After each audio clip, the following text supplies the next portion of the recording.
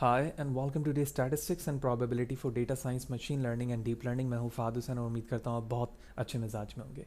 आज के सेशन पे हम जानेंगे कि कोवेरिएंस एंड कोरिलेशन क्या है और ये किस तरह से वर्क करता है to identify the relationship between different attributes. लिहाजा वीडियो को फर्दर स्टार्ट करने से पहले मैं बताता चलूँ कि इससे रिलेटेड प्रीवियसली जितनी वीडियो हैं वो बड़ी इंपॉर्टेंट हैं जो मशीन लर्निंग डेटा साइंस के लिए। तो आप यूट्यूब पे जाने के बाद डायरेक्टली मुझे फाद हुसैन सी से सर्च कर सकते हैं। सर्च करने के बाद आप मेरे यूट्यूब चैनल पर आओगे, इस पर क्लिक करने के बाद आप इसके प्लेलिस्ट पे जाओगे और डिफरेंट डिसिप्लिन्स की यहाँ पर वीडियो मौजूद हैं जिन्हें विद ईज देखा जा सकता है। इसके अलावा इसमें इस्तेमाल होने वाले तमाम content related material which mean presentation, slide code, वो तमाम फ्रीली अवेलेबल है मेरे ब्लॉग fahadhusaincs.blogspot.com पर, जहाँ पर आने के बाद ये तमाम चीज़ें फ्रीली डाउनलोड करके यूज़ की जा सकती हैं। लिहाजा अगर आप मेरे चैनल पर नए और चैनल को सब्सक्राइब नहीं किया है तो चैनल को ज़रूर सब्सक्राइब करें ताकि अपकमिंग वीडियोज़ के हवाले से आपको बर वक्त जानकारी मिले और इसी तरह की नई चीज़ें आप आसानी के साथ सीख सकें। साथ ही साथ आप मेरे ब्लॉग fahadhusaincs.blogspot.com पे भी मुझे फॉलो कर सकते हैं ताकि जब भी कोड अपलोड किया जाए आपको इन्फॉर्मेशन मिलती रहे। तो कुछ सबसे पहले तो हम इंपॉर्टेंट चीज़ें जानेंगे कि एक्चुअली कोवेरिएंस एंड कोरिलेशन है क्या, और ये मॉडलिंग के लिए यानी जब मशीन लर्निंग या डेटा साइंस में आप मॉडलिंग कर रहे होते हैं by using different kind of the algorithms, तो वहाँ करने से पहले आपको किस किस तरह की इंपॉर्टेंट फीचर्स या इंपॉर्टेंट इन्फॉर्मेशन दे रहा होता है। तो अगर मैं बिल्कुल सिंपली एज्यूम करूँ कि एक हमारे पास ग्राफिकली एक डेटा है, फॉर एग्जांपल वो कुछ इस तरह से प्लॉट हो रहा है एक्स एक्सिस पे, तो ये हमारा एक डेटा है। ठीक है, ये डेटा की विजुअलाइजेशन ग्राफ है जिसमें हम x को देख रहे हैं कि कंटिन्यूसली इंक्रीज कर रहा है। तो इसके साथ अगर मैं एक दूसरे वेरिएबल को देखूं जो कि बिल्कुल इसी की तरह से इंक्रीज कर रहा है, तो इसका मतलब ये हुआ कि जिस तरह से वेरिएबल यहाँ पर x था, फॉर एग्जांपल मैं इसे x कहता हूँ और इसे y कहता हूँ, तो x जिस तरह से इंक्रीज हो रहा है जिस पैटर्न के साथ, उसी तरह से y भी इंक्रीज हो रहा है। तो इसका मतलब ये हुआ कि इन दोनों के दरमियान जो रिलेशन है उस रिलेशन को रिप्रेजेंट करने के लिए कोवेरिएंस का इस्तेमाल किया जाता है। कोवेरिएंस हमें ये बताता है कि इन दोनों के दरमियान जो रिलेशन है वो पॉजिटिव का है या फिर नेगेटिव का है। इस वक्त जिस तरह से वैल्यू इंक्रीज हो रही है उसी तरह से वैल्यू y भी इंक्रीज हो रही है। फॉर एग्जाम्पल ये रिलेशन कुछ यूँ भी हो सकता है, अगर मैं x को कुछ यूँ ड्रॉ करूँ और उसी तरह से y को भी ड्रॉ करूं, तो इस वक्त हम यही देख रहे हैं कि जिस तरह से y की वैल्यू या x की वैल्यू डिक्रीज हो रही है, बिल्कुल उसी तरह से y की वैल्यू भी डिक्रीज हो रही है। तो इसका मतलब ये हुआ कि इस वक्त नेगेटिव वे में भी पॉजिटिव डायरेक्शन है, यानी इन दोनों में दोनों चीज़ें सेम हो रही हैं। यानी मैं कह सकता हूँ कि जब x इंक्रीज हो रहा है तो y भी इंक्रीज हो रहा है, और यहाँ पर जब x डिक्रीज हो रहा है तो उसी तरह से y भी डिक्रीज हो रहा है। तो ये दोनों रिलेशनशिप कोवेरिएंस बता रही है। इसी तरह से एक और भी डायग्रामेटिक व्यू हो सकता है। फॉर एग्जांपल एक वेरिएबल इस तरह से इंक्रीज हो रहा है लेकिन y इस तरह से डिक्रीज हो रहा है। इसका मतलब ये हुआ कि पैटर्न दोनों के जो डेटा की हैं वो एक ही हैं लेकिन डायरेक्शन चेंज है। तो मैं कह सकता हूँ कि x इंक्रीज हो रहा है तो y डिक्रीज हो रहा है। ठीक है, तो यहाँ पर आपके पास जो रिलेशन बनेगा वो नेगेटिव बनेगा। ठीक है, कोई विजुअलाइजेशन इस तरह से भी हो सकती है जहाँ पे बिल्कुल कोवेरिएंस ना हो, यानी x इस तरह से इंक्रीज हो रहा है तो y इस तरह से चल रहा है। तो ये तमाम रिलेशनशिप्स दो डिफरेंट वेरिएबल्स के दरमियान जो वैल्यूज दिखा रही होती हैं वो कोवेरिएंस होती हैं। अब ओवरऑल अगर इस कोवेरिएंस को देखें तो जो कंप्लीट कोवेरिएंस की वैल्यूज है उसकी कोई रेंज नहीं है। यानी जब आप कोवेरिएंस को by using a formulas apply करते हैं और मालूम करते हैं तो ये -इन्फिनिटी टू पॉजिटिव इन्फिनिटी आती है। इसका मतलब ये है कि पॉजिटिव वैल्यू में जितनी हाई वैल्यूज होंगी उतना ही कोवेरिएंस स्ट्रांग है, और नेगेटिव वैल्यू में जितनी वैल्यूज डिक्रीज की तरफ जा रही होंगी उतना ही वीक रिलेशनशिप है दो एट्रीब्यूट्स में। तो ये तो हो गया कोवेरिएंस। लेकिन अब हम ये चाहते हैं कि इस प्रॉब्लम को सॉल्व करें, यानी जिस तरह से जब हम दो एट्रीब्यूट्स के दरमियान कोवेरिएंस लगा रहे हैं तो उसका कोई ऐसा फॉर्म नहीं है जिसके बेस पर हम फाइनल डिसीजन ले सकें कि कितना स्ट्रांग है या कितना वीक है, क्योंकि ये -इन्फिनिटी टू पॉजिटिव इन्फिनिटी जा रहा है। लिहाजा इस प्रॉब्लम को सॉल्व करने के लिए जो चीज़ स्टैट्स में आती है उसे हम कहते हैं कोरिलेशन। तो कोरिलेशन ने इस प्रॉब्लम को सॉल्व कर दिया और सॉल्व करने के बाद कहा कि अब आपका जो रिलेशनशिप है उसकी वैल्यू -1 से +1 के दरमियान होगी और सेंटर में एक वैल्यू है 0।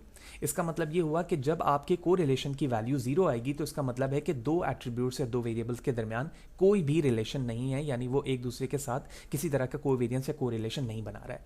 जीरो से जिस तरह से वैल्यू आपकी -1 की तरफ जाएगी, विच मीन -0.1, 0.2, -0.3, तो इसका मतलब है उतना ही वीक रिलेशन होता जा रहा है दोनों के दरमियान। और जिस तरह से ये वैल्यू पॉजिटिव की तरफ जाएगी उतना ही स्ट्रॉन्ग रिलेशन होता जाएगा। यानी स्ट्रॉन्ग रिलेशन से मुराद ये कि अगर एक रफ डेटा हमारे पास कुछ यूं मौजूद था एक, तो दूसरा जो वैल्यू है, दूसरा एट्रीब्यूट, वो बिल्कुल उस पर ओवरलैप कर रहा है। तो इसका मतलब ये है जो x है वही उसके ऊपर y मौजूद है, तो मैं कह सकता हूं कि इस वक्त यहाँ पे कोरिलेशन ऑलमोस्ट 1 के बराबर होगी। तो इन सिंपल वर्ड, कोरिलेशन हमें दो वेरिएबल्स के दरमियान एक रिलेशन बता रहा होता है कि किस तरह से x की वैल्यू बढ़ रही है तो y की वैल्यू बढ़ रही होगी, ठीक है। और अगर x डिक्रीज हो रहा है तो y डिक्रीज हो रहा है। लेकिन इसमें एक प्रॉब्लम ये थी कि इन दोनों के दरमियान जो वैल्यूज़ की रेंज थी वो काफ़ी बड़ी थी। जब उस वैल्यूज़ की रेंज को स्टैंडर्डाइज कर लिया गया तो उसे कोरिलेशन कहा गया। अब इस कोरिलेशन के अंदर हमारे पास फर्दर दो टाइप्स हैं, जिसे हम पियर्सन कोरिलेशन कहते हैं और स्पेयरमैन कोरिलेशन कहते हैं। तो पहले तो हम कोवेरियंस के फॉर्मूले को समझ लेते हैं, फिर हम पियर्सन कोरिलेशन और स्पेयरमैन कोरिलेशन विद एग्जाम्पल करेंगे ताकि और अच्छे तरीके से हमें बात समझ में आए। तो सबसे पहले हमारे पास कोवेरियंस का फॉर्मूला है। इस कोवेरियंस के फॉर्मूले में आप देखें तो सबसे पहले ये फॉर्मूला पॉपुलेशन के लिए है और फिर सैंपल के लिए। तो कोवेरियंस को COV x एंड y, यानी इन दोनों के दरमियान आप रिलेशन देखना चाह रहे हैं। तो यहाँ पर summation of all value x minus X mean, y minus Y mean. अगर आपने वेरिएंस का टॉपिक कवर किया होगा तो आप बेहतर तरीके से समझ सकते हैं कि वहाँ पर हमने हर एक इंडिविजुअल वैल्यू को उसके मीन से सब्ट्रैक्ट किया हुआ था। तो यहाँ पर x जो है वो हर एक इंडिविजुअल वैल्यू को उसके मीन से माइनस कर रहा है और उसके बाद y को उसके मीन से माइनस कर रहा है और जितनी भी वैल्यूज़ आएंगी उन तमाम का सम अप हो जाएगा यहाँ पर। और उसके बाद n नंबर जितने भी एलिमेंट्स थे हमारे पास x एंड y में, उनके सम से उसको डिवाइड कर दिया जाएगा। तो हमारे पास कोवेरियंस की कोई ना कोई एक वैल्यू आ जाएगी। अगर ये काम मैं सैम्पल के लिए कर रहा हूँ तो बस नीचे डिग्री ऑफ फ्रीडम के टेक्निक को यूज़ करते हुए n-1 कर देंगे, यानी अगर 20 डेटा था तो 19 लिखा जाएगा, 1 माइनस कर देंगे तो जो भी वैल्यूज़ आएगी वो हमारी कोरिलेशन की कोवेरियंस की होगी।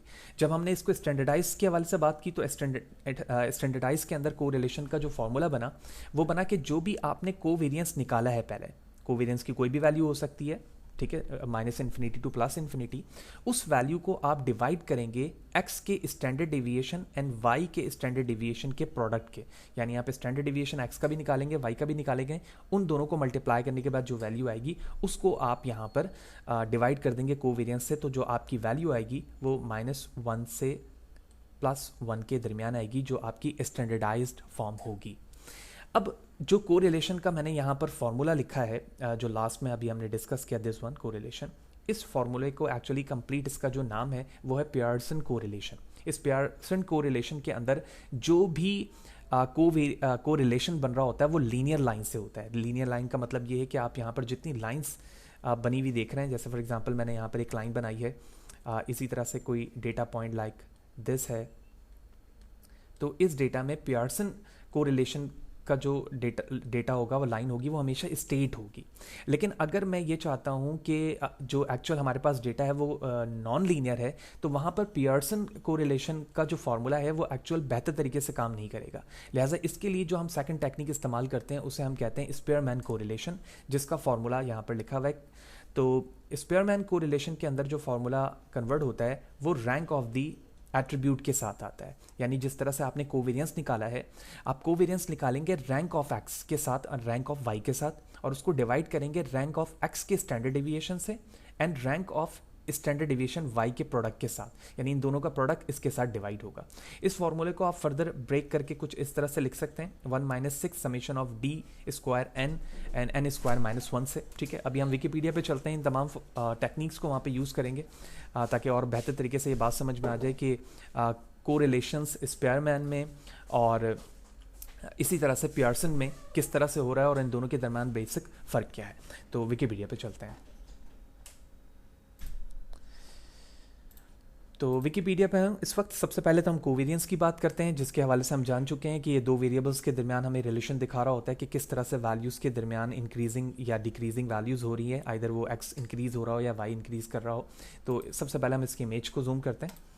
अगर आप इस इमेज को बगौर देखें तो यहाँ पर हमारे पास दो वेरिएबल्स हैं। ठीक है, दो वेरिएबल्स से मुराद x एंड y है।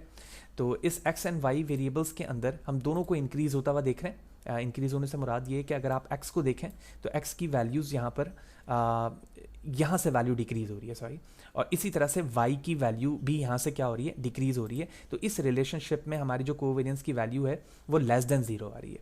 अगर आप यहाँ देखें इस सेकंड इमेज पे, तो इस सेकंड इमेज के अंदर क्या हो रहा है, एक्स एंड वाई यानी कोवेरियंस ऑफ वाई जो है अप्रॉक्सीमेटली 0 के बराबर है। क्यों? क्योंकि आप देखें कि जो भी x की वैल्यू है उसी बेस पर उसकी y की वैल्यू भी बन रही है। जो भी x की वैल्यू है वही y की वैल्यू बन रही है सर्कल फेस के अंदर। तो यही वजह है कि यहाँ पे कोवेरियंस 0 है। और आप लास्ट इमेज पे देखें तो x की वैल्यू यहाँ पर क्या हो रही है, नीचे से इंक्रीज हो रही है, यानी इस तरह से हम इंक्रीज जा रहे हैं। और अगर y की वैल्यू को देखें तो y भी यहाँ से क्या होता जा रहा है, इंक्रीज होता जा रहा है, यानी यहाँ जिस तरह से हम शेप बनाते जा रहे हैं इंक्रीज हो रहा है। तो यही वजह है कि इन दोनों रिलेशनशिप में मैं कह सकता हूँ कि जो कोवेरियंस की वैल्यू होगी वो ग्रेटर देन 0 होगी। और यही चीज़ें अभी हमने ग्राफ अपने पीपीटी स्लाइड के अंदर भी डिस्कस किया है कि ये किस तरह से विजुअलाइजेशन इसकी हो रही थी। उसके बाद फिर हमने ये देखा कि पियर्सन कोरिलेशन कोफिशिएंट का जो फार्मूला था, जिसको हमने पियर्सन कोरिलेशन कहा सिर्फ, उसके अंदर हमने देखा कि यहाँ पर स्टैंडर्डाइज्ड फॉर्म आ जाते हैं, लेकिन ये पियर्सन कोरिलेशन उसी वक्त बेहतर वर्क करता है जब आपके पास डेटा जो है लीनियर फॉर्म पर है। इसकी इमेज को सबसे पहले देखते हैं। अगर आप इस इमेज को बगौर देखें तो यहाँ पर एक्स की वैल्यू डिक्रीज हो रही है, और जब हम डिक्रीज पर दूसरे एट्रीब्यूट को इस ग्रीन लाइन से ड्रॉ कर रहे हैं तो यहाँ पर जो हमारा कोवेरियंस वैल्यू है वो नेगेटिव आ रही है, यानी नेगेटिव कोरिलेशन के साथ है। इसी तरह यहाँ पर आप देखें तो इस इमेज को बगौर देखने से पता चल रहा है कि इसके दरमियान जो भी वैल्यू आएगी वो -1 से 0 के दरमियान आएगी कैलकुलेट करने के बाद। इसकी वजह यह है कि डेटा लीनियर फॉर्म पर फिट नहीं हो पा रहा है, ठीक है। यही वजह है कि ये जो लाइन है वो एक्चुअल डेटा को हिट नहीं कर पा रही। इसी तरह से ये जो रिलेशन है वो पॉजिटिव में भी हो सकता है, नेगेटिव में, यानी इंक्रीज या डिक्रीज वे दोनों हो सकते हैं। यहाँ पे वैल्यू डिक्रीज हो रही है एक्स की भी और वाई की भी, यहाँ पे इंक्रीज हो रही है एक्स की भी और वाई की भी, तो इनकी वैल्यूज़ भी 0 से 1 के दरमियान आएगी। लेकिन आप देखें कि यहाँ पर जो डेटा है वो एक्चुअल पॉइंट को हिट नहीं कर रहा।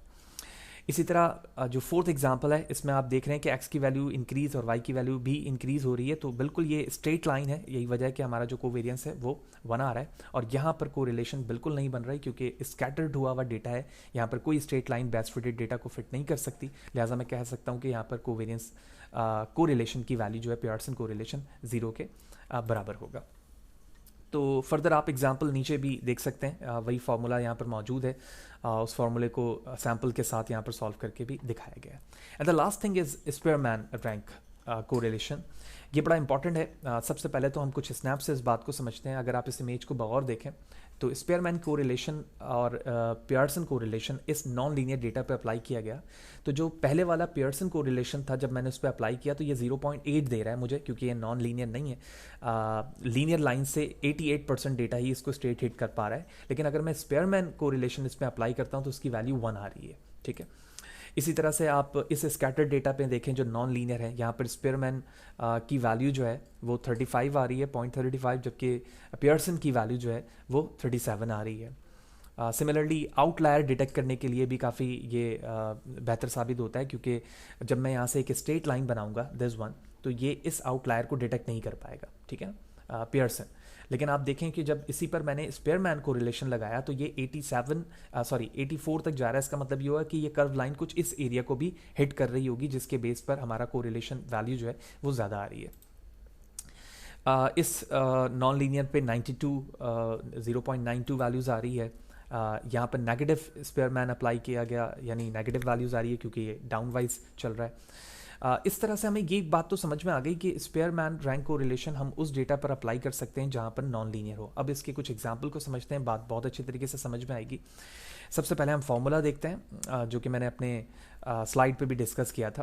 तो यहाँ पर जो फार्मूला है वो covariance rank of X and rank of Y है, और उसके बाद रैंक ऑफ एक्स के standard deviation and rank of Y के स्टैंडर्ड डेविएशन से आप उसको डिवाइड कर देंगे। पियर्सन कोरिलेशन कोफिशिएंट को रिप्रेजेंट कर रहा है ये साइन, जबकि कोवेरियंस जो मैट्रिक्स वेरिएबल को रिप्रेजेंट कर रहा है। Rank of X and rank of Y are the standard deviation of the rank variable only if all and rank are distance integer, यानी जितने एंड रैंक निकाले जाएंगे वो डिस्टेंट इंटीजर है, तो it's can be computing using a popular formula. तो इस popular formula के जरिए से भी इसको सॉल्व किया जा सकता है जो ऊपर मौजूद है। तो ये कन्वर्ट हो गया 1 - 6 summation of D square divide by n square -1 से, ठीक है। अब इसी विकीपीडिया पर इसकी प्रॉपर एग्जांपल आपको मिलेगी, जो कि नीचे आने के बाद यहाँ पर है। तो यहाँ पर हमारे पास दो एट्रीब्यूट्स हैं, एक IQ एट्रीब्यूट्स है, एक आवर्स ऑफ टीवी पर वीक है। तो IQ के कुछ स्टूडेंट्स के कुछ लेवल्स लिखे हुए हैं और टीवी पर वीक जो वॉच आवर्स हैं वो यहाँ पर मेंशन है, ठीक है।